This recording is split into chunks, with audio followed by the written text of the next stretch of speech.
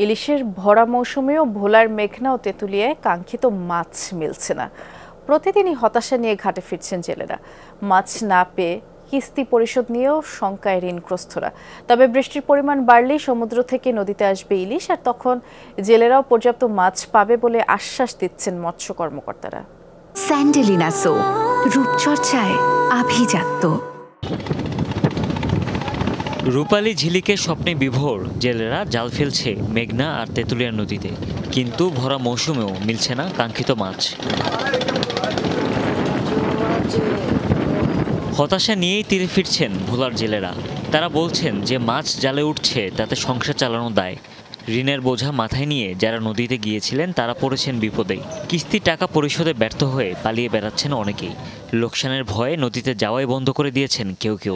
10টা যায়, 3টা ভাই 7টা খেলি, আবার দেখা যায় একদিন 300 টাকা পাই, আবার দেখা যায় 3 দিন পাই না। আমরা 5 জন মাঝিয়ে আপনার এই 6টা মাছ হয়ে 2000 টাকা কি করছি, তেল খরচ গেছে 600 টাকা। আমাদের ঘাটতি থেকে যায়, আমাদের সংসার আছে, এনজিও আছে, সমুদ্রের কিস্তি টিস্তি নিয়ে আমরা বহু ঝামেলা আছি। অনেক মাঝি নদীতে যাওয়া বন্ধ করে দিছে এবং অনেক মাঝি পালিয়ে জাল সাবাতে রেখে পালিয়ে গেছে।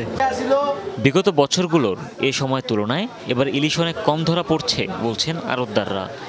মাছের দেখা নাই, এভাবে যদি চলতে থাকে জেলে পল্লীগুলিও হতাশার ভিত্তিতে দিন কাটবে। আর এভাবে যদি আরো 2-1 মাস চলতে থাকে তাহলে আমাদের ব্যবসা বন্ধের মতো হয়ে যাবে।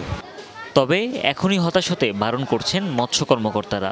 জানান বৃষ্টি আরও বাড়লে ইলিশের দেখা পাবেন জেলেরা। সবেমাত্র গত 1-2 দিন ধরে দেখতে পাচ্ছি বৃষ্টি হচ্ছে। আসলে বৃষ্টি পড়ার সাথে সাথে কিন্তু ইলিশ গভীর সমুদ্র থেকে নদীর দিকে মাইগ্রেট করবে। ভোলা 7 উপজেলায় মাছ ধরে জীবিকা নির্বাহ করে প্রায় 2.5 লাখ মানুষ। এর মধ্যে সরকারিভাবে নিবন্ধিত জেলে 1.5 লাখের কিছু বেশি। হুমায়ুন রশিদ, যমুনা নিউজ।